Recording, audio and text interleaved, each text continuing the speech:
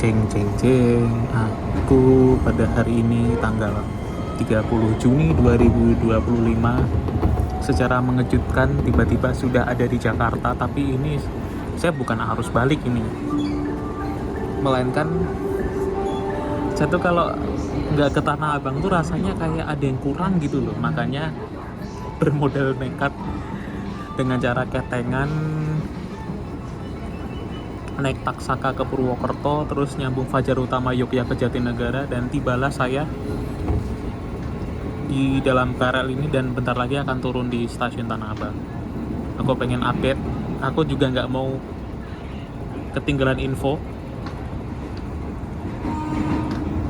karena aku penasaran apa yang terjadi di stasiun Tanah Abang pada kemarin Minggu tanggal 29 Juni 2025.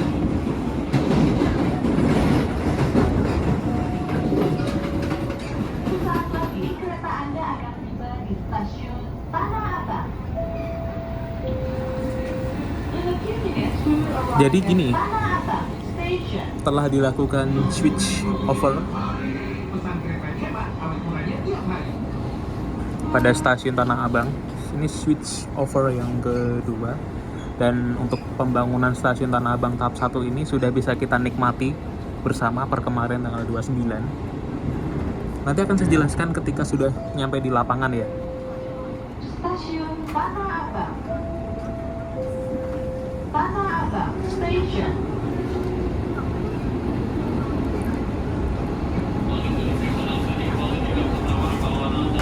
Kita lihat ini untuk kereta ke arah Angke atau ke Kampung Bandan ini yang dibuka pada jalur 1 itu berapa pintu? 1 pintu atau 2 pintu?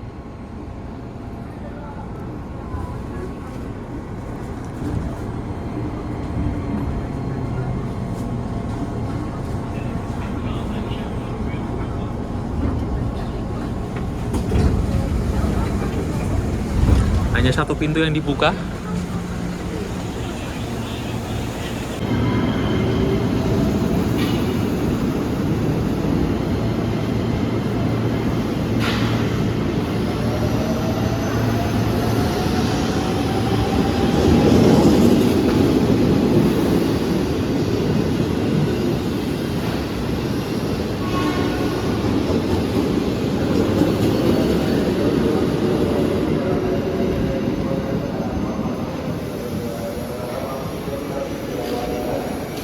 Lagi enak-enak libur di Jogja, tiba-tiba dapat informasi bahwa ada switch over jalur 2 stasiun Tanah Abang.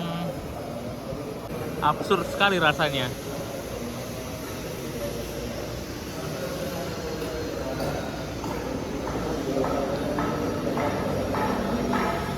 Perubahan apa saja yang ada di stasiun Tanah Abang? Yang pertama,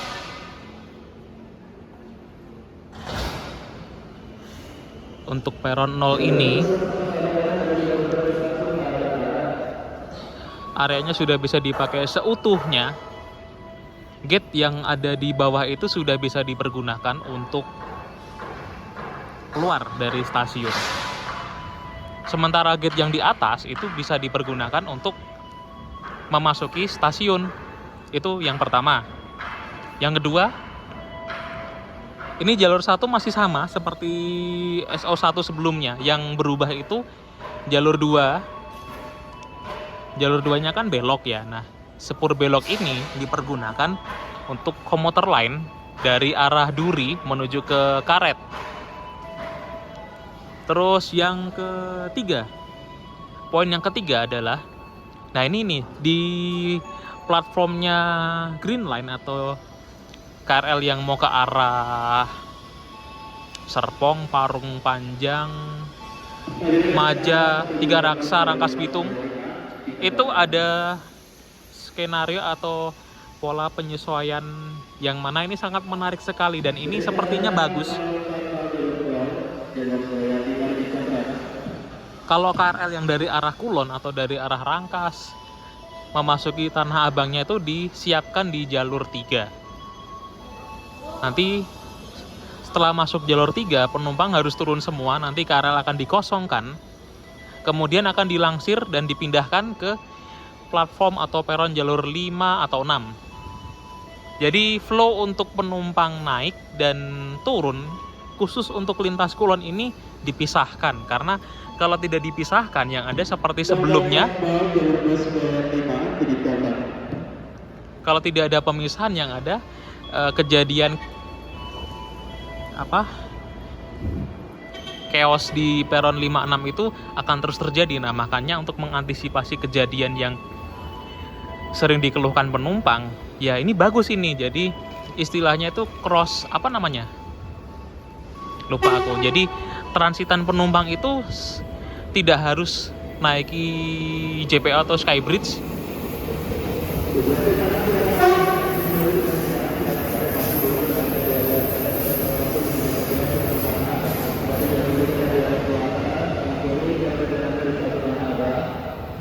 Pola transitannya jadi enak. Jadi kalau yang dari arah Kulon atau dari arah Rangkas, Parung Panjang, kalau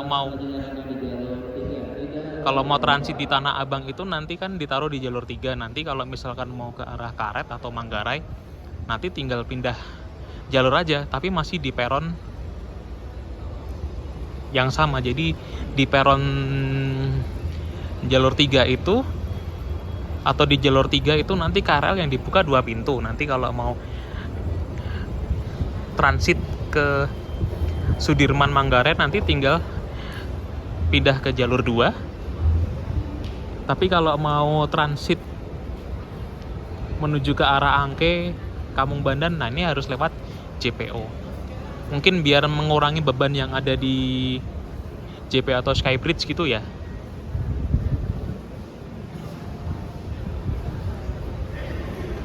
Dan kalau misalkan kita yang dari arah Sudirman Karet mau ke Kulon, kita tetap harus lewat JPO dari peron 0 ini, dari jalur 1 kita lewat JPO, lewat Skybridge, nanti ngarah ke jalur 5 sama 6 ya, karena kalau mau naik kereta ke arah Kulon itu harus ke peron 56, tidak bisa dari peron 3. Kalau dari arah Angke Duri kan masuk jalur 2, itu juga harus transit lewat JPO atau Skybridge. Nah, tapi kalau dari arah Kulon ini istimewanya adalah diturunkan di jalur 3, nanti dikosongkan, terus langsir pindah jalur 5 atau 6. Dan kalau kita mau naik kereta, nanti kita tinggal nunggu di jalur 5 atau 6. Dan jalur 4-nya itu tidak bisa dipakai untuk sementara waktu ya.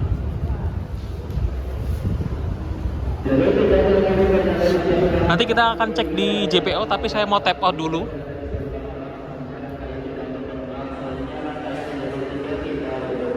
Nah tuh, jelas ya, dilangsir. Di peron 0 ini yang perlu saya updatekan adalah ini nih. Penggunaan gate untuk keluar stasiun pisah ya dengan yang mau masuk ke stasiun. Jadi kalau yang di bawah atau di lantai dasar ini untuk keluar stasiun. Saldo aku tinggal 16.000. Tadi tap-nya dari Jatinegara, out-nya di Tanah Abang. Nanti saya masuk lagi.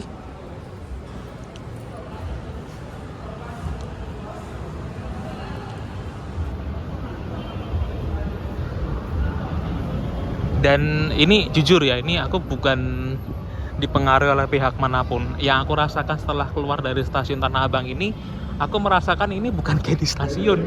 Rasanya bukan kayak stasiun, ini rasanya kayak keluar dari mall gitu loh, yang super besar. Ini menurut testimoni saya pribadi. Nah, nanti kalau menurut saudara berbeda ya nggak apa-apa. Yang penting kita saling menghargai saja.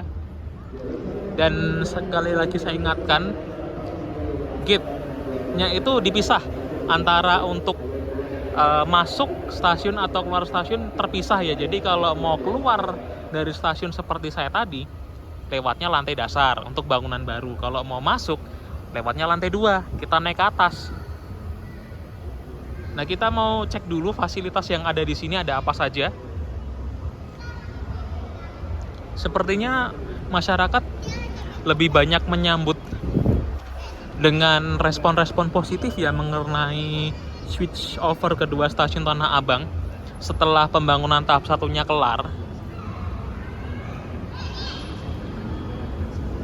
Di sini ada loket komuter lain. Ada 2 untuk yang penumpang dalam tanda kutip normal. Kalau yang satunya lagi itu untuk yang disabilitas atau yang diprioritaskan ya gitu ya. Di situ juga ada tempat sampah. Dan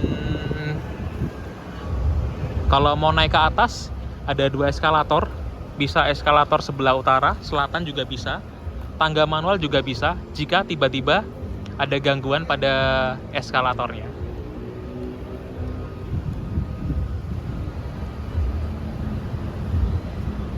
Dan stasiun ini cukup ramah untuk disabilitas karena lihat ini.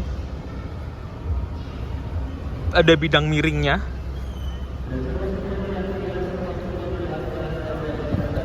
Aku di Tanah Abang ini nggak usah lama-lama ya, karena aku di sini tuh tujuannya bukan arus balik, bukan, tapi aku pengen meninjau langsung di stasiun Tanah Abang itu ada apa progresnya.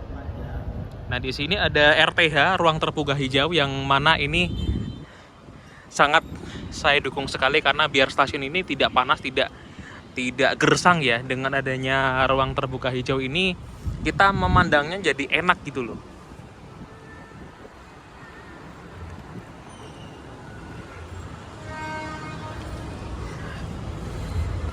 Kita ke arah parkiran. Di sini aku lihat motor sama mobil sudah bisa parkir di stasiun.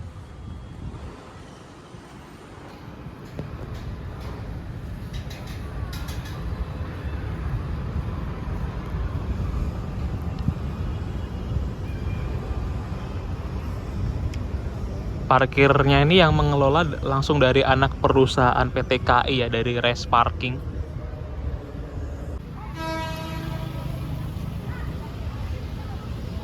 Kita kembali ke bagian depan dari gedung stasiun Tanah Abang yang baru. Waktu itu area yang di sini disekat sudah dibuka.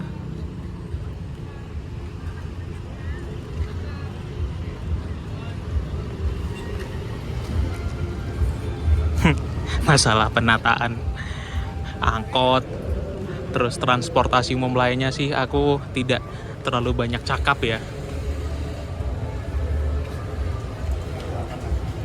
Yang penting jangan ada copet atau jambret aja. Ngeri soalnya kalau stasiun semegah ini, tapi kalau masih ditemukan warga negara yang tidak berbudi luhur itu jadi mengurangi esensi menikmati stasiun Tanah Abang ini ya. Jadi sambil saya jalan ini aku sambil harus tetap waspada ini, jangan sampai aku kecolongan. Oh iya, bagaimana untuk bangunan yang lama? Bangunan lama yang ada di sana itu saya lihat masih normal.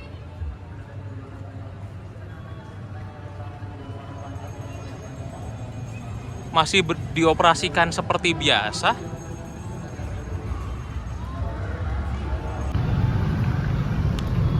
Di sini yang membuat saya itu maaf agak sedikit bertanya-tanya, pemilihan font colornya ini kenapa warnanya mati ya? Kan fasadnya ini kan warnanya macem-macem nih, ada warna putih, ada abu-abu, ada coklat.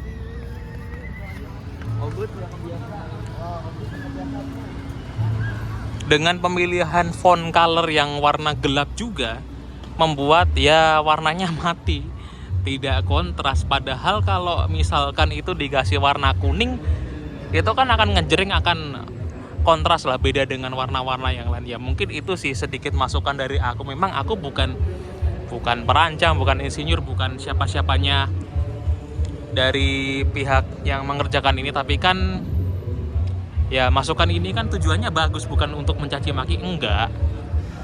Sayang banget sih menurut aku loh, warnanya mati. Harusnya kalau itu warna kuning mungkin lebih kontras kali ya.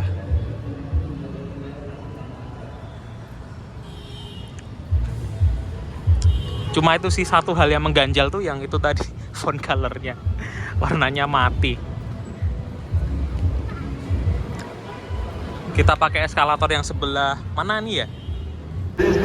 Itu harusnya nanti menjadi ruangan ATM, tapi masih belum ada isinya. Nah, kita lewat eskalator yang ini. Nah, kalau mau aman, kita di kiri saja. Di kiri saja berdiam, lebih aman ya. Kalau kita berdiam di kanan, yang udah ditegur nanti sama belakangnya. Dah, kita main aman aja.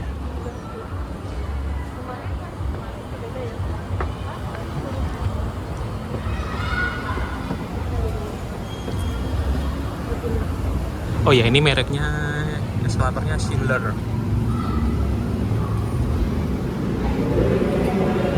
Dah, sampai di lantai 2.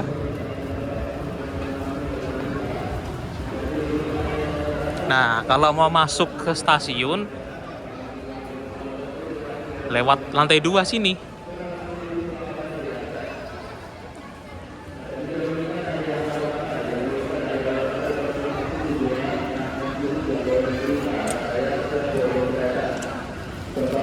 Untuk area koncourse ini sudah pernah saya liputkan, jadi tidak ada perbedaan yang mencolok. Hanya saja yang berbeda itu adalah akses ke peron jalur 1 dan 2 itu yang waktu terakhir aku update ditutup, sekarang sudah dibuka.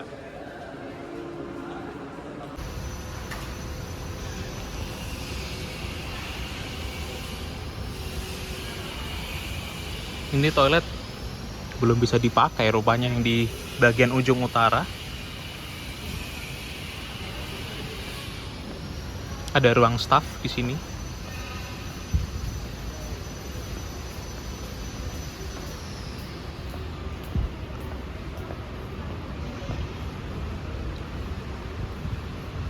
Aku penasaran yang ke arah sana itu, emangnya ada gate kah?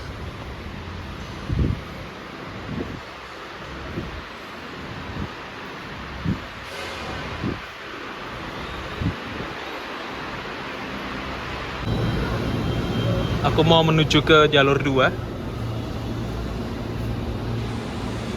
menggunakan lift merek Schindler. Ini baru pertama kali aku menggunakan lift ini yang di stasiun Tanah Abang, karena sebelum-sebelumnya kan seringnya pakai eskalator, dan lift ini tembus pandang.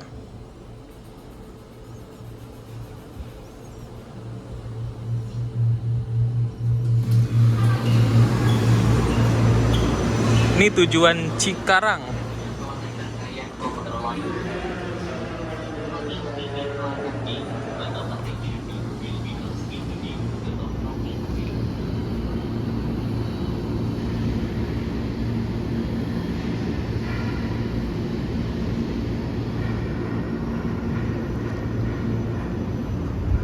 Di sini ada peron.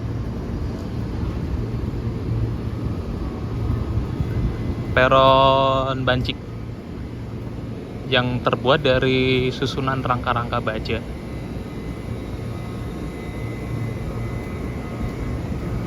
Ini harus hati-hati teman-teman kalau mau naik KRL yang misalkan dari arah Rangkas mau ke Karet Sudirman. Kita bisa melihat celah antar peronnya ini cukup jauh. Intinya hati-hati saja deh. Mengapa dibikin sejauh ini? Karena jalur 2 ini kan agak sedikit berbelok.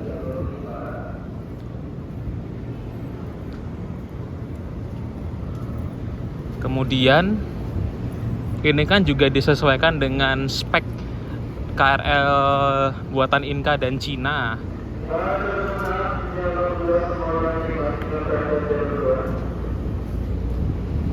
Terus di sini satu hal yang harus diperhatikan, ini peron Bancik ini tidak ternaungi oleh atap atau kanopi, jadi kalau hujan di sini akan cukup repot.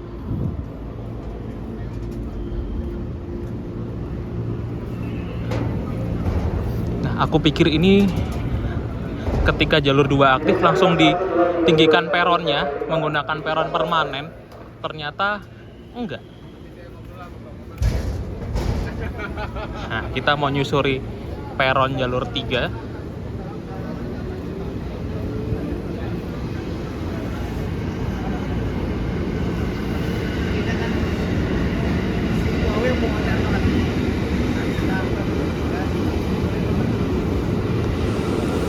Wow, gerah banget. Ada beda ketinggian antara peron existing dengan peron Bancik. Beda ketinggiannya cuma di ujung paling utara, tapi kalau sebelah selatan dari tangga manual itu ketinggiannya sama. Ingat, di peron jalur 3 ini hanya dipakai untuk menurunkan penumpang yang dari arah Kulon atau dari arah Rangkas. Kalau saudara mau naik ke arah Rangkas, nanti harus ke peron sebelah sana, antara jalur 5 dan 6.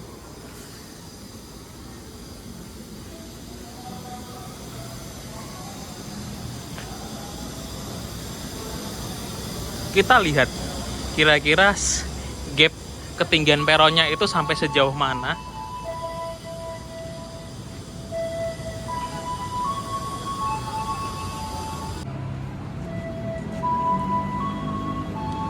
Oh ya, di sini kalau teman-teman pengen ke arah Karet Sudirman Manggarai, kan KRL-nya kan disediakan di jalur 2. Kita bisa memakai peron di antara jalur 2 dan 3 dan antara 1 dan 2. Jadi jalur 2 ini KRL-nya terbuka 2 pintu.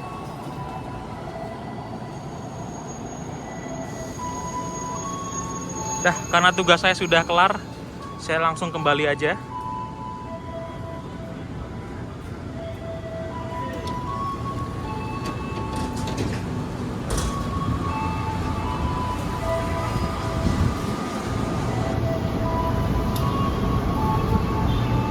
Untuk peron antara jalur 1 sama 2 ini kan sering kita update ya, dan ya intinya saya rasa informasi ini sudah cukup jelas. Demikian update singkat pada kali ini, semoga bermanfaat. Sampai jumpa pada video berikutnya. Terima kasih. Mau balik Jogja lagi, mau menghabiskan liburan.